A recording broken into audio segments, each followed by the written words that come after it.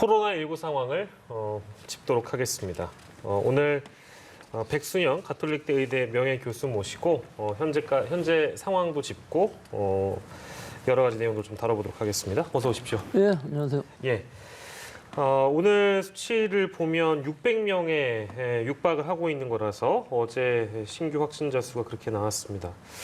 좀 많은 수준이라는 평가가 뒤따르고 있는 것 같아서요. 백 교수님께서 어떻게 좀 진단하십니까? 예, 확실히 좀 느낌상으로도 이제 화요일은 보통 월요일까지의 주말 효과가 있어서 주말 정도의 숫자가 나와야 되는데 이것은 네. 거의 주중의 숫자로 나온 것으로 보여서 그 이전 주에 비해서는 상당히 많이 늘어난 것으로 보여서 한 10% 정도 늘어난 것으로 보입니다. 근데 사실 그 이전 주가 또 그 이전 주에 비해서 많이 줄은 거기 때문에 이 3주 전체를 평균으로 해보면은 큰 변동은 없어 보이기는 하는데요. 네. 좀 이 후행적인 수치로 보면은 한 사람이 몇 사람을 감염시키냐는 감염 재생산 지수가 그 사이에 0.88에서 0.99 정도로 늘어났어요. 그러니까 앞으로 이 환자 수가 좀 감소할 수 있다는 기대는 좀 어려워 보이는 부분들이 있고요. 예. 또 특히 수도권에서 446명이나 나왔기 때문에 80%를 지금 차지하고 있습니다. 네. 최근에 계속 이래왔어요. 70%, 80% 예. 정도 나와 있었고요.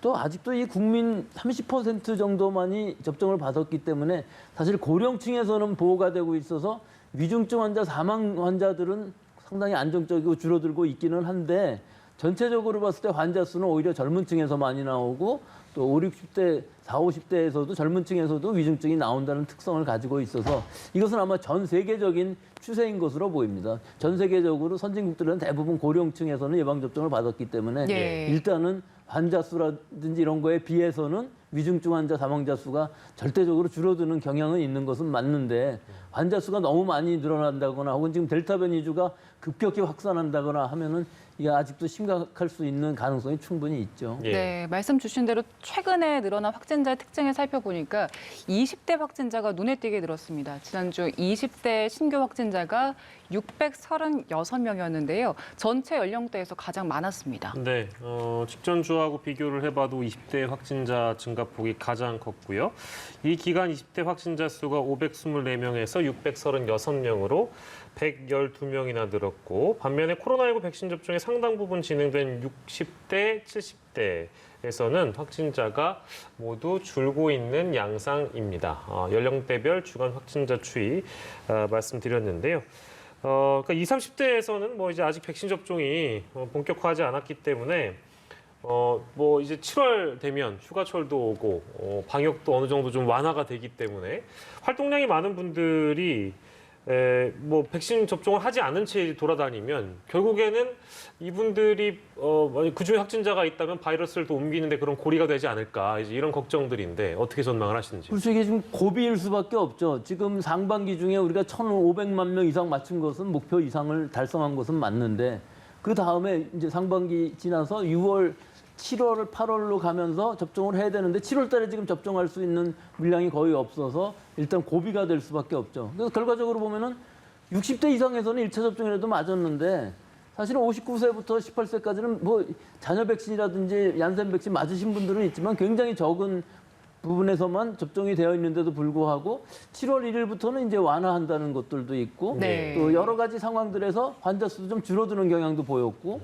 그러다 보니까 이 젊은이들이 좀 이 미리 해이해진 부분이 있는 것 같이 보입니다. 실제로 이 우리 사회 상황들을 보면은 상당히 해이해진 것들이 많이 눈에 띄고 있는 상황들이거든요. 특히 네. 이 여름철로 가면서 또 이게 휴가철로 느낌이 점점 더 해이해지는 부분이 분명히 생기는 부분들이 있어서요. 예. 또 대학생들의 경우에 있어서 뭐 이때가 이제 시험 끝나고 방학이 되고 그러는 시기들이 되기 때문에 뭐 누구나 다 항상 그러지 않았습니까? 예, 예. 하지만 올 지금 이 여름 이 기간은 적어도 이 7, 8월 요 두 달을 잘 버텨야만 우리가 예방접종도 확실하게 되고 또 델타 변이주라든지 영국 변이주만 해도 사실은 감염력이 상당히 높기 때문에 예. 이 변이주의 확산을 막을 수 있는 기간일 것으로 보이는데 좀 애매하게 시기가 좀 잘 안 맞아 들어갑니다. 항상 거리두기를 완화하는 시기가 예. 7월 1일로 정한 것까지는 좋았는데 예. 이 델타 변이주라는 것이 나오면서 갑자기 변수가 되어버려서 좀 이상해지기는 했습니다만은 예. 일단 한번 시작해 볼 만은 하죠. 이것이 뭐 대단한 완화는 사실 아닙니다. 우리 국민들의 마음가짐이 문제고 예. 거리두기 수칙을 지금 있는 수칙이라도 얼마나 잘 지키느냐 하는 것이고 4명 모이던 것이 6명 모였다고 해서 더 그렇게 위험해지는 것은 아니고 오히려 모임 자체를 좀 자제하자 하는 것이 더 중요할 것 같습니다. 7월 8월만이라도 잘하면은 우리 7, 8월 지난 다음에는 좀 더 좋은 세상도 올 수 있을 것으로 봅니다. 예. 네, 느슨해지는 방역 의식에 대해서 다시 한번 좀 경각심을 갖자는 말씀 주셨는데 7월 들어서 달라지는 게 완화되는 것이 지금 개편된 거리두기 그리고 백신을 접종 받으신 분들에 한해서 야외에서는 마스크를 착용하지 않아도 되는 거 이 두 가지이지 않습니까? 근데 지금 델타 변이의 확산 우려가 큰 상황이어서 방역 당국에서는 백신 접종자들도 마스크를 벗어도 되는 그걸 조금은 더 지켜보겠다 이렇게 밝힌 상황입니다. 델타가 더 확산하는 상황에서는 마스크 벗는 거 굉장히 위험하잖아요. 그렇다면 앞으로 얼마든지 마스크 의무화 해제를 한 게 좀 달라질 수 있겠다라고 볼 수 있는 겁니까? 상황에 따라서 좀 탄력 있게 하는 것이 좋겠죠. 지금 우리가 책임과 이런 여러 가지 자유로스러움을 주면서도 예. 한번 원스트라이크 아웃이라는 책임도 같이 주면서 규제도 하면서 지속적인 방역이 가능하게 돼야 된다는 것은 어느 정도 인센티브도 있어야 되는 건 맞기는 합니다만은 네. 이 부분을 잘 생각해 보면 마스크를 벗는다.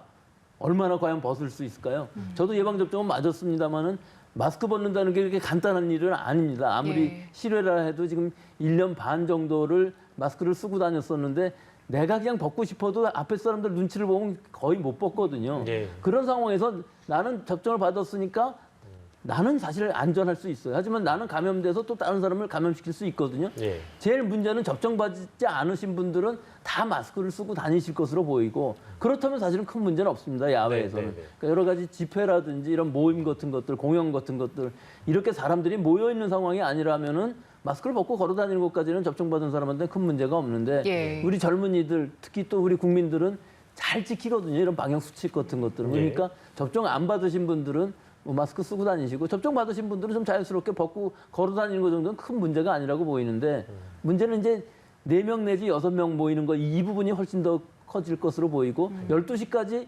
음주를 하면서 마스크 쓰고서 열심히 얘기하는 사람은 없기 때문에 열심히 얘기할 때는 꼭 마스크를 쓰자. 예. 음주할 때 이외에는 예. 뭐 커피 마실 때 이외에는 또 가능한 한 장기간의 대화는 피하자 이런 것이 훨씬 더 중요한 부분으로 보이고요. 예. 이 델타 변이주라는 것이 만약에 확산된다거나 또는 영국 변이주 지금 영국 변이주가 40% 이상 넘어가고 있기 때문에 네. 우세종으로 될 것으로 보이는데 이 동향에 따라서는 사실은 선제적으로 좀 마스크 쓰기 같은 것들을 강화할 필요가 있습니다. 이게 전 세계적인 추세를 보면은 오히려 거꾸로 지금 강화하는 방향으로 가고 있거든요. 이스라엘도 뭐 전체 다 풀었다가 결국은 실내 마스크 쓰는 거 의무화하는 방식으로 가고 영국 경우도 다 푸는 것을 못 하는데 영국 같은 경우 82%가 접종을 받았는데 예. 2차 접종도 62% 정도라면은 거의 뭐 이 허드 이뮤니티 집단 면역에 가까워진 상황인데도 불구하고 이 젊은 층에서의 감염이 무섭게 확산되는 것을 보면은 예. 이 델타 변이주라는 것은 지금으로서는 이게 굉장히 중요한 아주 아슬아슬한 순간이라고 할 수가 있고 예. 우리도 지역사회에 상당히 많이 있을 것으로 보이기 때문에 네네. 이것이 퍼지지 않게 최대한 늦추면서 2차까지 접종을 빨리 해야 되는데 관건은 이 물량이 아직까지도 확실시되지 않고 있다는 것은 좀 문제인데요. 적어도 7월 달에 맞출 분량은 있다고 하니까 네. 8월부터의 이 mRNA 백신들이 얼마나 들어올 수 있는가 하는 것들이 이 관건이라고 볼 수 있겠습니다. 아무튼 뭐 선제적으로 대비하는 건 굉장히 뭐 중요하다라는 말씀을 거듭 주셨는데, 근데 이 델타 변이가 확산할 때라는 이 전제가 있잖아요. 접종자도 실내 마스크를 의무화하겠다. 다시금 어떻게 보면 방역에 대한 인센티브를 다시 돌리겠다라는 얘기가 되는데, 지금 델타 변이가 뭐 물론 이제 영국만큼 확산한 것은 아닙니다만 그 기준이 어느 정도냐. 그러니까 델타 변이가 확산할 때라는 그 기준이 뭐 어느 정도의 수치를 놓고 봤을 때 방역 당국이 이걸 판단하는 것도 중요하지 않겠습니까? 이게 지금 우리가 단계로 보면은 1000명까지는 2단계로 되어 있는데요. 예. 1000명이 됐을 때 이 단계를 상향한다는 건 사실 지금으로서는 맞지 않습니다. 예, 예. 이 델타 변이주라는 의미는 델타 변이주의 확산 속도가 빨라지는 것이 눈에 보이게 보이면은 예. 그러면은 바로 강화시키는 것이 선제적으로 맞을 것으로 보여서요. 예. 사실 이 지자체에서 이 선별 검사를 하는 것이 굉장히 중요합니다. 이 델타 변이주가 얼마나 지금 있느냐. 이 해외에서 입국하는 사람은 사실 또 큰 문제가 아닐 수 있어요. 물론 내국인의 경우에 있어서는 지역사회로 갈 수 있는 가능성은 상당히 높지만 예. 어찌됐든 전체적으로 이 델타 변이주 또는 알파 변이주의 비율이 얼마나 바뀌느냐. 즉 뭐 미국에서 유럽에서는 주로 따지는 것이 더블링 타임이 얼마나 되느냐 하는 것은 그 비율이 2배로 늘어가는데 얼마나 걸리냐 하는 것인데 미국이나 유럽이나 다 2주 정도로 보고 있거든요. 예. 그럼 4주면은 8, 90%로 올라간다는 얘기가 돼요. 예. 그러니까 우리도 지금 20%, 40% 이렇게 올라가는 순간이 된다면은 그 환자 수에 상관없이 먼저 선제적으로 해야 된다는 게 아마 방역 당국에도 생각일 것으로 보이고요. 예, 예. 이 전체적인 절대적인 숫자보다는 그 속도에 훨씬 더 문제가 있는 것이 델타 변이 위주라는 것은 실내에서는 공기 감염도 가능할 정도로 네. 아주 심각한 전파력을 가지고 있기 때문에 이것이 독성이 뭐 크든 말든 이건 둘째치고 일단 환자 수가 많이 늘어나는 것은 지금은 꼭 선제적으로 좀 막아야 될 거라고 봅니다. 예, 알겠습니다. 백신 접종 얘기 저희가 좀 해볼까요? 내일로 이제 공식 마무리되는 게 상반기 백신 접종 일정입니다. 2월 말부터 참 바쁘게 달려왔다는 생각도 좀 듭니다만 공개된 집계 상황 좀 저희가 좀 짚고 가도록 하겠습니다. 전체 인구의 29.8%인 1,530만 4,120명이 1차 접종을 마친 거고 2차 접종 마친 완료자가 9.3%네요. 475만 8천여 명 정도가 되는 것 같습니다. 예. 7월 접종 세부 계획 그리고 백신 공급 일정이 이번 주 목요일에 발표가 됩니다.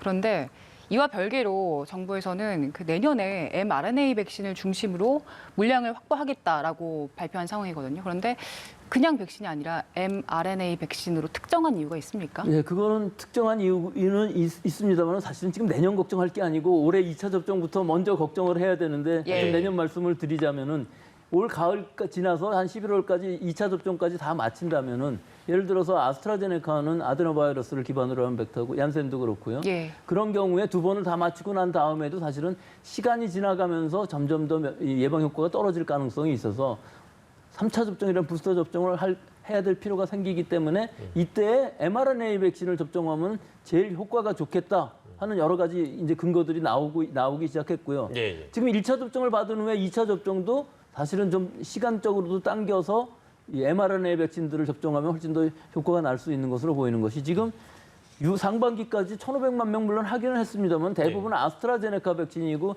이 1,000만 명 넘는 사람들이 받은 이 아스트라제네카 백신의 주기 간격이 11주로 되어 있기 때문에 네. 지금 이제 7월 달에 파이자 백신으로 교차 접종을 하거든요. 예. 근데 문제는 60세 이상들이 5월 27일부터 받았기 때문에 8월 하순이나 돼야 2차 접종을 받게 되면은 7, 8월 또는 9월까지는 1차 접종 상황에서 방어력이 낮은 상황이 지속되기 때문에 예. 가능하면 파이자 물량이 들어온다면 일단 60세 이상들의 접종을 시급히 해서 가능한 한 이 델타 변이주라는 것이 우리 사회에 있어서 좀 발붙이지 못하게끔 하는 것이 필요하면서 피해를 줄일 수 있는 방법이기 때문에 예. 사실은 49세 미만, 50대 미만의 사람들 접종도 물론 이 확산을 막는 데는 중요하기는 하지만 지금 제일 중요한 거는 이 아스트라제네카 백신 간격이 너무 길기 때문에 예. 이 간격을 어떻게든지 교차 접종을 하든 혹은 아스트라제네카 백신이 11주 정도 이후에 최고로 예방력은 높아지지만 네. 일단 예방력보다는 지금은 이 피해를 최소화하면서